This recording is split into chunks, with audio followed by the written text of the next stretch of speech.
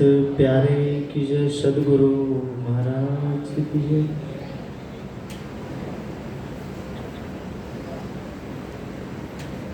वंदो सदगुरु चरण को,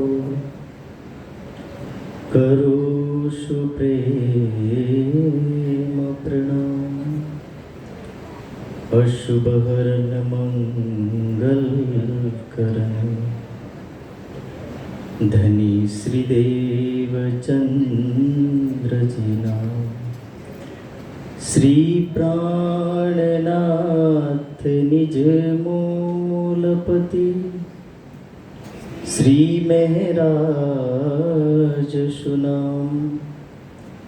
तेज कुंवर श्यामा युगल को, पल पल करो प्रणाम।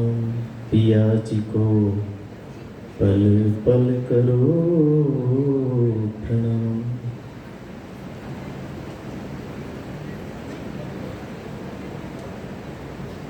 मीठा गुज मासुक का, कहूँ आशिक कहे ना कोई।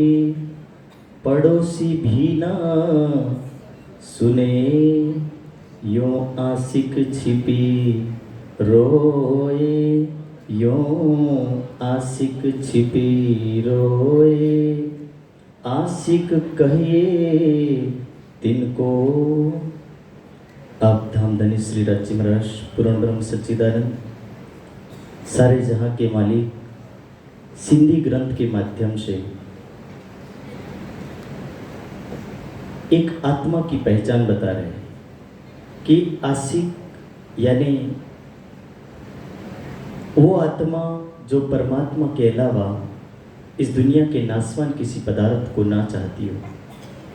परम धाम से आने वाली आत्म भले इस मोह सागर के मोह द्वंद्व में पड़ी हो, लेकिन मोह द्वंद्व में आने के बाद भी जिनको एक परमात्मा के अलावा और कुछ ना दिखता हो, वाणी में जिसे कहा है, लगी वाली कसु और ना देखे, पिंड ब्रह्मांड वाको हेरी नाई। कि आत्मा कैसी हो कि दुनिया में रहते हुए जिसको दुनिया का आभास ना हो, भले संसार के हर पदार्थ को स्पर्श करे, हर पदार्थ को आलिंगन करे, पर उनके साथ रहने के बावजूद भी उस पदार्थ का स्वाद ना ले। यानी कि कर्मण्येवे कर्माणि जिजी विशेषतम समा एवं तवी नान्यो थे दस्ती ना कर्म लिप्यते नरे। कि आत्मा कैसी होगी तो कर्म करेगी, दुनिया में रहेगी, रहने के बाद भी उसके कर्म जीव जैसे नहीं होंगे। इसीलिए तो आत्मा को केवल दृष्टा भाव ही बताया गया।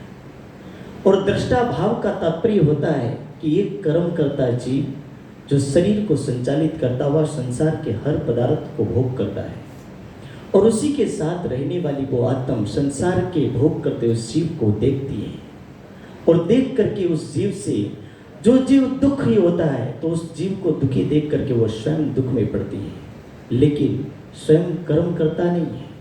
इसलिए स्वयं कर्म करता ना होने वाली वो आत्म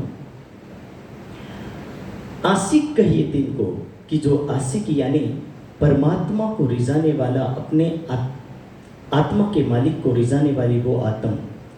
मासूक यानी जिसको रिझाया जा सके, और आशिक यानी प्रसन्न करने वाला, रिझाने वाला। और आध्यात्मिकता यहीं से शुरू होती है कि धर्म क्या है, आध्यात्मिकता क्या है, और आत्मा का मार्ग क्या है। आत्मा के मार्ग की ये अंतिम अवस्था है, और इस अंतिम अवस्था के अंदर जब आत्म प्रवेश कर रही हो तो उस आत्मा के लिए ये प्रसंग बताया गया कि जिस समय आत्मा परमात्मा के आलिंगन, परमात्मा की साधना में डूब रही हो, और उस समय का ये प्रसंग है कि उस समय वो पूर्णतया परमात्मा को रिझाने के लिए अपने आप को समर्पित करती है, अपने सर्वस्व को न्यौछावर कर देती है। और जब कोई व्यक्ति आध्यात्मिक में न्यौछावर होता है तो सोचिए, उस आत्मा के लिए जो आत्मा आध्यात्मिक में निछावर होती है, चाहे वो सेवा में हो, चाहे वो ध्यान में हो, चाहे वो परमात्मा के स्वरूप में हो, कुर्बान होना और न्यौछावर होना किसी भी लाइन में हो सकता है। अगले चरण में यही कह रहे हैं, जो हक पर होए कुर्बान। कुर्बान होने का तरीका अनेक है। कोई सेवा के माध्यम से हो रहा है, कोई ध्यान के माध्यम से हो रहा है, कोई दर्शन के माध्यम से हो रहा है। आपको एक उदाहरण दूं, धर्म के नाम से एक प्रश्न दिल्ली के अंदर घटित होता है।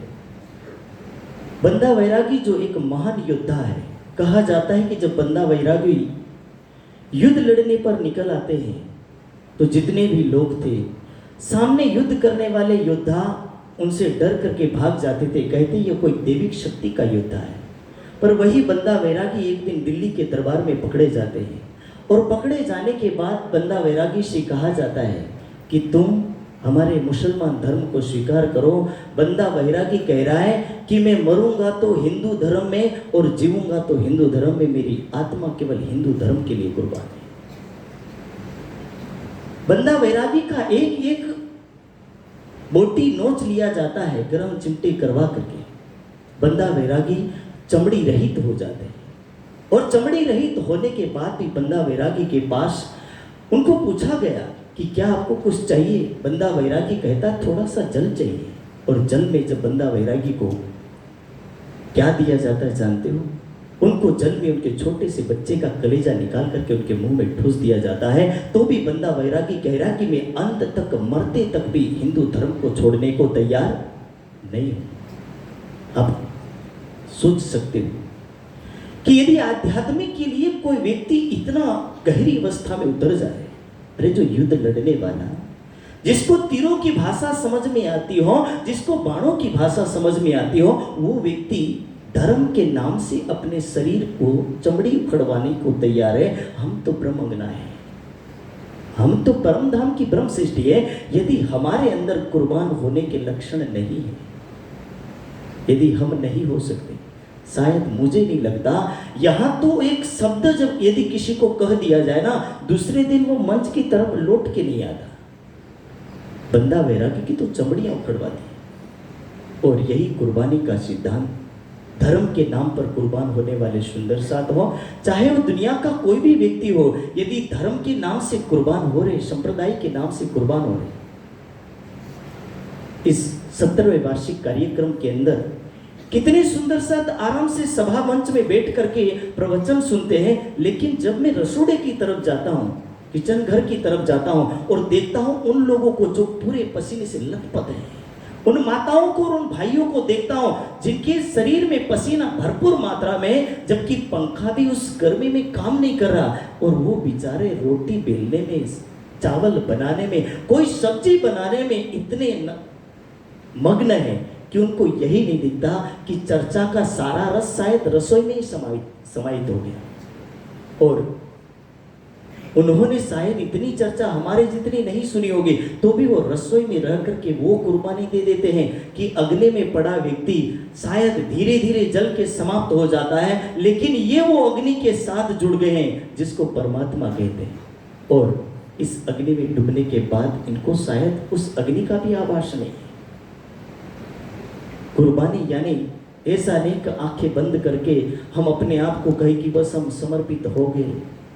कुर्बानी का तात्पर्य है कि जब अपनी आत्मा परमात्मा की ओर गमन करे, अपनी आत्मा परमात्मा की ओर अग्रसर हो, तो उस आत्मा को केवल एक ही रास्ता दिखे, चाहे वो सेवा का दिखे, चाहे वो प्रेम का दिखे। जब केवल मैंने इतना समझा कि जब व्यक्ति आध्यात्मिक मार्ग में बात करता है तो केवल इतना कहता है कि प्रेम ही कुर्बानी का दूसरा लक्षण है। पर मैं ऐसा कहता हूं कि जब सेवा में डूबने वाला सुंदर सा, ध्यान में डूबने वाला सुंदर सा, और सेवा करता करता यदि उसके मन मस्तिष्क में केवल एक ही धुन छाई है कि राज्य के अलावा मेरे लिए कुछ और नहीं, मैं गर्मी में तपूं, चाहे ज्ञानपीठ के आंगन में झाड़ू लगाऊं, ये मेरे प्राणेश्वर का स्थान है, समझ लीजिए कि वही सेवा है और वही समर्पण है, वही कुर्बानी है। और उस कुर्बानी को ही मैं सत्य और सही कुर्बानी मानता हूँ। सत्संग सुन करके या सुनाने वाले शायद कुर्बान हो सके या ना हो सके, उन सुंदर साथ के लिए मैं जरूर कहूँगा कि जो व्यक्ति यहाँ से जाने के बाद दर दर पर ना जाने कितने की कितने लोगों की ठोकर खा करके समाज में जा करके वो ज्ञान सुनाते हैं, कितने की गालियां सुनते हैं, कितने की बातें सुनते हैं, और सुनने के बाद भी कहते नहीं, मैं मेरे प्राणेश्वर की बात को पूरे संसार में फैलाऊं, वही कुर्बानी। आप चिंतन और मनन कीजिए, उस दिल्ली के दरबार को याद कीजिए, 12 मोमिनों के साथ वहां अनंत राय, लालदास जी की बेटी, कांजी भाई, ना जाने अनेक सुंदर साथ। 12 सुंदर साथ का तो मुख्य नाम लिया गया, पर उन सुंदर साथ के साथ वो भी सुंदर साथ थे जिनको वाणी में कहा, कुर्बानी का नाम सुन मोमिन उलसत अंग, जो पीछे होते मोमिन दौड़ लिया तिन संग। और जिन सुंदर साथ ने उस दिन सुना कि हे धनी, शायद जागने के कार्य को करते करते हम बचे या ना बचे, हम वापस लौट के आए या ना आए, पर हे धनी, अंतिम बार आपको भोजन खिलाना चाहते हैं। श्री प्राणनाथ जी के चरणों में बैठ करके प्रार्थना करने वाले सुंदर साथ अंतिम बार भोजन कराते कराते कह रहे हैं कि मैं अंतिम बार शायद हम आपको प्रणाम कर रहे हैं। और सच्ची कुर्बानी को करने वाले वो 12 मोमिन हर सुंदर साथ को याद दिला जाते हैं कि हम एक प्राणनाथ जी के संदेश को दिल्ली दरबार में देने गए, और वहां जा करके देने के बाद जब हमें वो कसाला पड़ा, वो कष्ट पड़ा, उस कष्ट को सहर्ष स्वीकार किया। मुकुंदास जी को देखिए, जब नंबर आया मुकुंदास जी का, रामदास पंडित पीछे पड़ जाता है, मारता मारता साहेब नाले पार पहुंचा देता है, पर मुकुंदास के अंदर एक अटूट विश्वास है और दृढ़ विश्वास है और दृढ़ ईमान है कि मैं अपने कार्य को, कर्तव्य को पूरे किए बिना वापस लौट के जाऊंगा नहीं। भले नाले पार पहुंचाए, मेरी पीठ की चमड़ी उधेड़ दी, पर मुकुंदास जी कहते कि मैं लौट के नहीं जाऊंगा जब तक मेरे प्राण के नाथ का संदेश ही औरंगाबाद का राजा भाव सिंह सुन ना ले। और औरंगाबाद के राजा भाव सिंह को ये संदेश एक बार सुना ही देते, और वही औरंगाबाद का राजा ये राजा इस बात को सुनने के बाद श्री प्राणनाथ जी के सानिध्य में आया साहब, और आने के बाद जब इन्होंने श्री प्राणनाथ जी के चरणों में आकर के कहा कि हे प्राणेश्वर, मुझे भी उस परमात्मा को देखना है। अरे जिसने कभी धर्म के नाम को ना सुना हो, जिसने कभी धार्मिक अवस्था ना जानी हो, जिन्होंने कभी धर्म की साधना ना जानी हो, तब किसे कहते वो भी पता नहीं। वही राजा भाव सिंह जब एक बार राज्य के चरणों में आकर के एक पुकार करते हैं कि मुझे एक बार परमात्मा के दर्शन तो करवा दो, और दर्शन करते करते वो राजा भाव सिंह जब योग माया के ब्रह्मांड में प्रवेश किया तो लौट के आना चाहता नहीं। बराड़ परगने का ब्राह्मण एक बार श्री जी साहब के सानिध्य में आया, और आने के बाद जब उसको एक बार पता चला कि लाने वाला यही है और ले जाने वाला भी एक ही शब्द था। 17 साल ज्ञानपीठ को बने और 17वां वार्षिक उत्सव। इस ब्राह्मण ने 17 साल नहीं सुना था, इस ब्राह्मण ने शायद हजारों बार सत्संग नहीं सुना था, लेकिन ये ब्राह्मण पहली बार में आया, और पहली बार में ये ब्राह्मण कह रहा है कि तू ही लाया और तू ही ले जाने वाला है। प्यारे सुंदर साथ जी, जब सुबह के समय में धामधनी एक तरफ बैठ करके दातुन कर रहे हैं और दूसरी तरफ से ये ब्राह्मण आ रहा है, और आता हुआ ब्राह्मण जब उनको देखे और देखने के बाद उसको पूरी नदी तक नहीं दिखाई देती। कहने का तात्पर्य है, एक व्यक्ति जब परमात्मा के ध्यान में डूबता है तो शायद उसकी आंखें बंद होती हैं, लेकिन इसकी आंखें खुली थी, लेकिन आंखें खुली होने के बाद भी इसका मन मस्तिष्क परमात्मा के चरणों में था। लगी वाली कछु और ना देखी, पूरी नदी थी लेकिन नदी नहीं दिखाई दी। धरती, पत्थर, सब कुछ था, पानी था, सब कुछ था। दौड़ लगाई, दौड़ लगाने के बाद वो कुएं में गिर गया, अरे नदी में गिरा, और नदी में गिरने के बाद श्री जी साहब करे उसको उठा करके लाओ वरना डूब के मर जाएगा। उठा करके बाहर निकाला, उसको कपड़े का भान भी नहीं है, वो है एक कुर्बानी। संसार में रहता हुआ भी उसको कुछ नहीं दिखता, शरीर संसार में है लेकिन उसका मन मस्तिष्क परमात्मा के चरणों में, उसका ध्यान परमात्मा के चरणों में। सत्संग की एक लाइन उसके जीवन को बदल डालती है, और यही वाणी का प्रश्न हम सुंदर साहब को यही समझाना चाहता है कि आशिक यानी समर्पित होने वाला, आशिक यानी अपने आप को मिटा देने वाला, आशिक यानी जिनके जीवन में केवल परमात्मा के अलावा कुछ नहीं दिखता। जब सीता अयोध्या से जाने लगी तो जाते जाते माँ कौशल्या सीता को कहती कि हे सीते, बेटी तुम मेरी बहू लगती हो, लेकिन तुम्हें जाते जाते एक संदेश देना चाहती हूँ कि दुनिया में मर्द और पुरुष बहुत है, लेकिन नारी श्रेष्ठ वही कहलाती है जो अपने पुरुष के अलावा दूसरों को पुरुष नहीं समझती। अब कल्पना कीजिए कि सीता को जब ये संदेश दिया गया तो सीता को शायद 14 वर्ष का ये जंगल और जंगल के कांटे और जंगल के पत्थर और जंगल का शुष्क भोजन, कंदमूल का भोजन शायद रास नहीं आया होगा। सीता को केवल राम ही राम महसूस होता था, राम के अलावा सीता के जीवन में कुछ नहीं था। साधना की गहरी अवस्था में प्रवेश करने वाला एक संत, एक ऋषि मुनि और एक तपस्वी, जब आप किसी आर्ष ग्रंथों को पढ़ेंगे तो उसमें एक शब्द मिलता, ओम शब्द। और ओम की साधना करने वाला एक संत जब गहरी समाधि में डूबता है तो दूसरी बार में वो एक लाइन दोहराता, ओम ओम कहता कहता एक शब्द वापस रिपीट करता है, सो अहम। क्या कहता है? सो अहम, कि ओम है वो मैं। यानी जब एक समय था जब वो भक्त था, जब एक समय था तब वो एक व्यक्ति था, पुरुष था या नारी थी, लेकिन साधना की गहरी अवस्था में जाने के बाद वो नारी नारी नहीं रहा और पुरुष पुरुष नहीं रहा। तब उसके जीवन में केवल ओम से सोहम बना और सोहम के बाद कहा कि मैं वही हूं जो तुम हो। कबीर साहब की लाइनें क्या होती है? जब मैं था तब हरि नहीं और हरि है तब मैं नहीं। पुरुष केवल एक है, दूजा कोई नहीं। कि जब मैं था तब मेरा हरि नहीं था और जब हरि है तब मैं नहीं। यानी कबीर साहब जब आध्यात्मिक मार्ग में प्रवेश किए तब कबीर साहब की अवस्था और प्रारंभिक अवस्था में हर व्यक्ति अहम की ग्रंथि को लेकर के आता है, अपने अस्तित्व को लेकर के आता है, और अस्तित्व को लेकर के आने के कारण से वो भूल जाता है कि मैं आध्यात्मिक में प्रवेश कर रहा हूँ। पर आध्यात्मिक की गहराइयों में प्रवेश करने के बाद जब कबीर साहब कह रहे कि मुझे तब पता चला कि जब मैं आध्यात्मिक की गहराइयों में प्रवेश किया तब शायद मुझे ऐसा लगने लगा कि मैं कबीर नहीं हूँ, मैं उस पर पुरुष के अंदर समाहित हो गया। और वास्तव में जो व्यक्ति परमात्मा के लिए कुर्बान होते हैं वो निश्चित रूप से उस परब्रह्म के आनंद को प्राप्त होते हैं।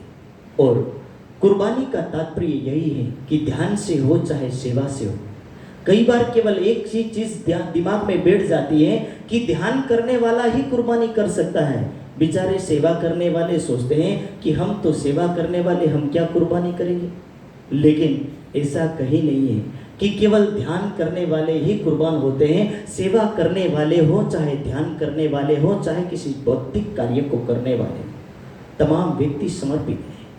और उन हर सुंदर साथ को मैं यही कहूँगा कि आपका कोई भी जरिया हो, लेकिन आप आध्यात्मिक मार्ग की गहराइयों में प्रवेश कर रहे हो। और जब आप प्रवेश कर ही रहे हो तो उस बात को यहाँ दोहराना चाहते, आशिक कहिए तिनको जो हक पर होए कुर्बानी। कि कौन कुर्बानी करेगा? दुनिया के करोड़ों लोगों में, अरबों खरबों लोगों के अंदर केवल 6 देशों से यहाँ सुंदर साथ आए। आखिर क्यों? पूरी धरती में ना जाने कितने लोग हैं, पर उन धरती में से केवल गिने चुने लोग हैं। क्यों? क्योंकि हर कोई इस दुनिया में कुर्बान हो सकता नहीं है। हर कोई व्यक्ति सुंदर साथ की लाइन में नहीं हो सकता। वैसे तो वाणी में कहा है, क्या कहा?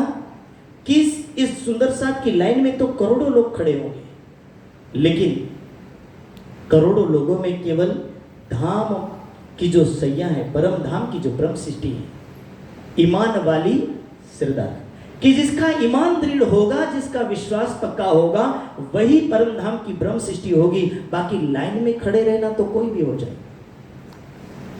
इसलिए तारतम्य लेना, आध्यात्मिक में आना कोई भी कर सकता है, लेकिन गहराइयों में डूबना हर कोई कर सकता नहीं है। मेरता की उस सखी को याद करो, जब मेरता के अंदर धामधनी गए और वहां जाने के बाद कितने लोगों ने तारतम लिया, और तारतम लेने के बाद एक ललिता सखी मिली। ललिता सखी जब राज्य के सानिध्य में आई, और ललिता सखी को जब अक्षरातीत के सानिध्य प्राप्त हुआ, तो एक महर क्या हुई, उस महर के बदले में ललिता सखी के अंदर के भाव फूट करके बाहर निकल पड़ते। वारी रे वारी मेरे प्यारे में तुम पर वारी, टुक टुक कर या डारो ऊपर कुंज बिहारी के, हे मेरे नाथ, यदि ये शरीर मिला है तो मैं इस शरीर का सदुपयोग करना चाहूँ, और मेरे इस जीवन को आपने यदि भले मुझे सर्वांग सुंदर बनाया हो, मैं सभी अंगों से विकृत नारी आज आपके चरणों में सर्वांग सुंदर बनी हूं, लेकिन इस सर्वांग सुंदरता का क्या मतलब जब तक इस सुंदरता में परमात्मा का ध्यान ना हो, जब तक उस सुंदरता में परमात्मा का प्रेम ना हो, और उस सुंदरता में परमात्मा के नाम का समर्पण ना हो। अरे वो सुंदरता, सुंदरता क्या जिसके अंदर आत्मा के श्रृंगार को सजा है। आध्यात्मिक मार्ग आत्मा मार्ग है, और आत्मा मार्ग के अंदर जो आत्मा का श्रृंगार है, और इस श्रृंगार को जिसने सज लिया, ये समर्पण आध्यात्मिक का एक लक्षण है। कई लक्षणों को मिल करके व्यक्ति आध्यात्मिक की गहराइयों में प्रवेश करता है, पर यह समर्पण एक महान लक्षण है, क्योंकि इसको करना बहुत मुश्किल है। दुनिया में सब किया जा सकता है, लेकिन समर्पण करना बहुत कठिन है। हर कुछ व्यक्ति करोड़ों रुपया दान दे सकता है, अपनी घर कोठी संपत्ति सब कुछ दे सकता है, लेकिन जब परमात्मा के नाम से, किसी के नाम से अपने आप को समर्पित करना बहुत कठिन पड़ जाता है। एक उदाहरण आपको बताऊं, मेरा समय मुझे याद नहीं है, शायद 5 मिनट और बची होगी। तो राजा जनक जी के पास अष्टावक्र जी आए।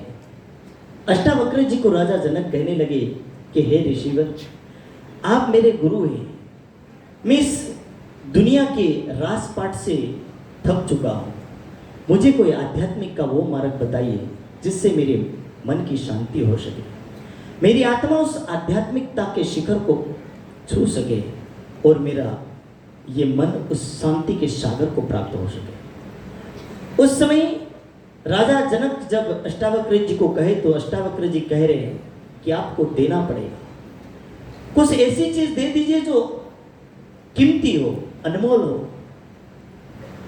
और जब मांगा तो राजा जनक कह रहे कि हे गुरुवर, यदि आप चाहो तो मेरा राज्य ले लो, और मेरे राज्य के साथ साथ मेरा ये राज्य का खजाना भी आपके चरणों में समर्पित करता हूं। अष्टावक्र जी कहते कि हे जनक, हे राजन, आपके राज्य की मुझे कोई लालसा नहीं है, और आपके हीरे जवाहरातों की भी कोई लालसा नहीं। तो कहने लगे कि और क्या चाहिए, यही तो कीमती वस्तु है, यदि राज्य दे दूंगा तो मेरे पास क्या बचेगा। और राजा जनक अपना राज्य देने को तैयार है, अपने खजाने को देने को तैयार है। अष्टावक्र जी कह रहे हैं कि हे जनक, देना चाहता है तो अपने मन को दे दे।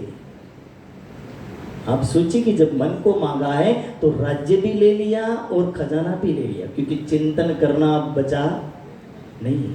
राजा जनक अपने मन को देते हैं। नदी के किनारे पर बिठा करके राजा जनक को कहते हैं, हे जनक, चिंतन करना सोच छोड़ दे कि तो कोई राजा है, चिंतन करना छोड़ दे कि तो कोई किसी का पति और पुत्र और किसी का बेटा है।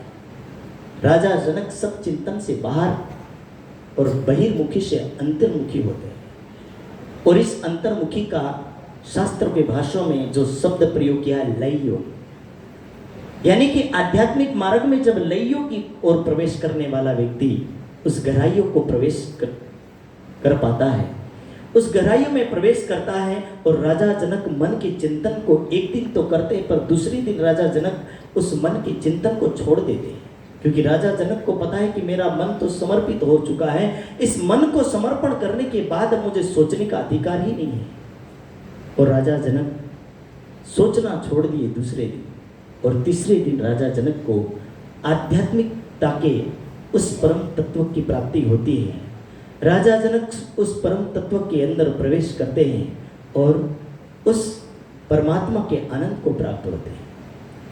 कहने का तात्पर्य है कि ये वाणी केवल शब्द छोटा सा है, जो हक पर हुई कुर्बान, कि परमात्मा के नाम से जो व्यक्ति कुर्बान होता है, उस कुर्बानी का तरीका और जरिया ये वाणी समझाना चाहती, पूरा अभी तक वही समझाना चाहता है कि कुर्बानी के नाम से आप क्या कर सकते हो। जब तक एक दाना धरती के अंदर प्रवेश ना कर जाए, दाना अपनी ऊपर की खाल को उतरवा ना दे, और साथ में जब तक धरती के अंदर समाहित हो करके अपने आप को मिटा ना दे, तब तक ये दाना अंकुरित होने का सामर्थ्य नहीं रखता है। इस दाने को अंकुरित होना है तो इस दाने को फिलहाल अपने आप को मिटा देना पड़ेगा। इसलिए तो वाणी में कहा, पहले पीतू मौत का शरबत कर तहकीक मुकर्रर। कि यदि चाहता है कुछ चीज, कुछ चाहता है उस परमात्मा के आनंद को, तो मिटा दे अपनी हस्ती को, समाप्त कर दे, और समाप्त करेगा तभी कुछ प्राप्त कर पाएगा। पर कुछ लोगों को तो चलते चलते ही 2-3 मंत्र और चौपाइयाँ बोलने के बाद सोचते कि हमने भक्ति कर ली, पूरा हो गया, अब कुछ करने की जरूरत नहीं। और बहुत लोगों को मैंने देखा कि जब कार्यक्रम में आए तब सभा के पास बैठ करके उनको आनंद आता है, सभा से जाने के बाद घर में जा करके जैसे के तैसे, उसमें कोई परिवर्तन नहीं। और केवल ज्ञान यदि मानव के मस्तिष्क में बैठ जाएगा और आध्यात्मिकता की सुगंध नहीं रहेगी, तो समझ लीजिए कि दोनों मार्ग अलग हो जाएंगे। वाणी में क्या कहा है? वाणी में कहा है, दर्दी दर्दा जान ही ज्ञानी जाने ज्ञान, ए राह दो जुदी पड़े मिले ना एक तान। हो सकता है कि किरंतन से आगे वाले ग्रंथ ज्ञान के अंदर आपको परिपूर्ण करेंगे, ज्ञान के अंदर आपको डुबोएंगे, पर किरंतन के बाद के ग्रंथ आपको परमात्मा के आनंद में डुबोना चाहते हैं और उस आनंद को प्राप्त करवाना चाहते हैं, परमात्मा के ध्यान में डुबोना चाहते हैं। स्वामी जी के हर शब्द और हर कार्यक्रम में स्वामी जी यही कहते हैं कि जब तक आपके अंदर आध्यात्मिकता की सुगंध नहीं आएगी, तब तक अभी आपकी मंजिल अधूरी है। और यही है कि हम केवल ज्ञान मार्गी ना बन जाए, ज्ञान मार्गी तो कोई भी बन सकता है। एक उदाहरण बताऊं, एक बार एक परिवार के अंदर किसी ने तोता पाला और तोता पालने के बाद तोता को एक चीज सिखाई, बोलो मिठू सीताराम। वो तोता यही रटता रहा, सुबह उठे हर व्यक्ति मिले हर व्यक्ति को यही बोलता है कि बोलो मिठू सीताराम। तोता सीताराम करते करते कई साल हो गए उस घर में। एक दिन एक साधु ने सत्संग किया और सत्संग करने के बाद उस तोते ने भी सुना, और सुनने के बाद उस साधु ने कहा कि भक्ति से व्यक्ति को मुक्ति मिल जाती है। वो तोता कहने लगा, साधु तुम बहुत बड़े फ्रॉड हो, झूठे हो। साधु उसकी भाषा में समझ गया और कहने लगा कि हे पक्षी, तुम ऐसा क्यों कहना चाहते हो? आप तो बड़ा मीठा बोलते हो, फिर आज कड़वा क्यों? उस पक्षी के शब्दों में उनसे बात की और पक्षी उसको कह रहा है, तोता कह रहा है कि हे साधु, आप जो मुक्ति करने की बात कर रहे हो, इस परमात्मा के या किसी भगवान के नाम को लेने से मुक्त होया जाता तो मैं रोज सीताराम का नाम लेता हूं, पर मैं पिंजरे से कभी मुक्त नहीं हो पाया। वो साधु कह रहा कि शायद तेरे में थोड़ी कमी रह गई, और कमी के बदले में उसको समझाया कि देख तोते, मैं तुझे जो कला सिखाता हूं वो कला को तू प्रयोग करेगा तो अवश्य मुक्त होगा। भक्ति में जब तक तरीका नहीं जानेगा तब तक तू कभी मुक्त नहीं हो पाएगा। और उस मुक्ति का तरीका बताया कि जब तेरा मालिक आए तो तू धड़ाम जैसे गिर जाना और ऐसा महसूस करवाना कि तू मर गया है। और जब उसका मालिक आया, मालिक दूर से बोला, बोलो मिठू सीताराम। इतने में सीताराम गया, बोलो श्री प्राणनाथ। और सीताराम के अंदर के प्राण जैसे निकल गए, बिना प्राण से श्वास रोक करके पड़ा वो तोता। पड़े पड़े उस तोते को ये पिंजरा खोल करके सेठ बाहर निकाला, और बाहर निकालने के बाद हाथ में लिया, और हाथ में लेने के बाद उसको सहलाने लगा कि ये जाग जाए। इतने में तोता फुर्र जैसे उड़ गया। और उड़ने के बाद उस साधु को कह रहा है, धन्यवाद साधु जी, आपने मुझे इस पिंजरे से निकलने का और मुक्ति का मार्ग बता दिया। कहने का तात्पर्य कि एक छोटी सी तोते की इस ढोंग में, तोता एक छोटी सी एक ढोंग रचता है, एक स्वांग रचता है। उस स्वांग के अंदर उसको केवल मरने का तरीका बताया, यानी कि अपने आप को मिटाने का तरीका बताया। इस तरीके के अंदर ये तोता उस पिंजरे से मुक्त हो जाता है। हमें तो राज्य ने पूरा तरीका बताया। बोलो श्री प्राणनाथ। कैसे कुर्बान होना, कैसे बाहर निकलना, पूरे तरीकों को बताया। पर तरीका लेने के बाद भी यदि हम नहीं निकल पाए तो शायद हमारा ये ज्ञान सुनने का कोई मतलब नहीं। इसलिए शायद हमारी भी वो अवस्था होनी चाहिए, मारे कहा काड़ा कहा और कहा वो जुदा, यही में खुद ही टले तो बाकी रहा खुदा। अपना अपन छोड़ करके, इस बुजुर्गी को छोड़ करके, अपने आप की अवस्था को भुला करके, ना मैं नारी हूँ ना मैं पुरुष हूँ, मैं शुद्ध बुद्ध आत्मा, मैं उस पवित्र परम धाम की वो आत्मा हूँ जो इस दुनिया में खेल देखने आई हूँ। इस भावना के साथ यदि हम इस लाइन में प्रवेश करेंगे, इस आध्यात्मिक की राह में चलेंगे, तो शायद हम भी अवश्य मुक्ति को प्राप्त होंगे और हम भी इस द्वंद्व से और संसार से अवश्य मुक्त होंगे। अगले चरण में कह रहे हैं, सो बनते मासुक के सुख गुज लेवे शुभान, और जो आशिक होंगी इसी तरह अपने आप को समर्पित करके, अपने आप को परमात्मा के लिए मिटा करके उस आध्यात्मिक के रस को ले पाएंगी। प्यारे सुंदर साथ जी, आध्यात्मिकता के अंदर ज्ञान और ध्यान दोनों ही पहलू है और दोनों पहलू में प्रवेश करके ज्ञान तक सीमित रहने वाला व्यक्ति शायद उस आध्यात्मिकता की गहराई में प्रवेश नहीं कर पाएगा।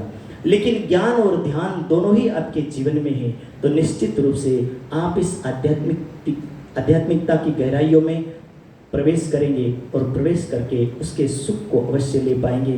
राज्य को आप समझना चाहते हो, राज्य के सुख को लेना चाहते हो और यहाँ बैठे बैठे इस परमात्मा को देखना चाहते हो।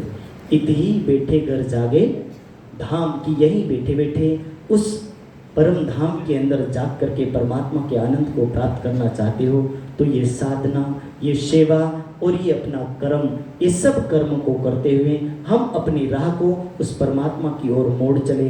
केवल आंखें बंद करके नहीं, सेवा, प्रेम, साधना, समर्पण, जागने के कार्य, सभी कार्यों के अंदर आप अपनी कुर्बानी दीजिए। मैंने सभी प्रकार के उदाहरण देकर के आपको बताया है कि ये सभी समर्पण के अंदर ही आते हैं। केवल आंखें बंद करना और रटना ही समर्पण के अंदर आता नहीं है। सभी समर्पण की एक परिभाषा है।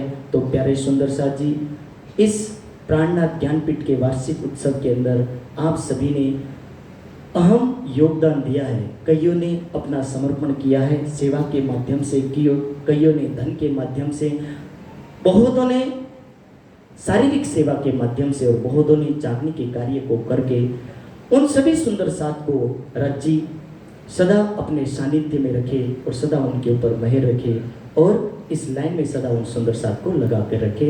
इन्हीं वचनों के साथ मैं अपनी वाणी को विराम दूंगा। बोलो श्री प्राणनाथ। चौपाई दोहराएंगे। आशिक कहिए तिनको जो हक पर होए कुर्बान, सो भांते मासुक के सुख गुज लेवे शुभान, सुख गुज लेवे शुभान। बोलो श्री प्राणनाथ।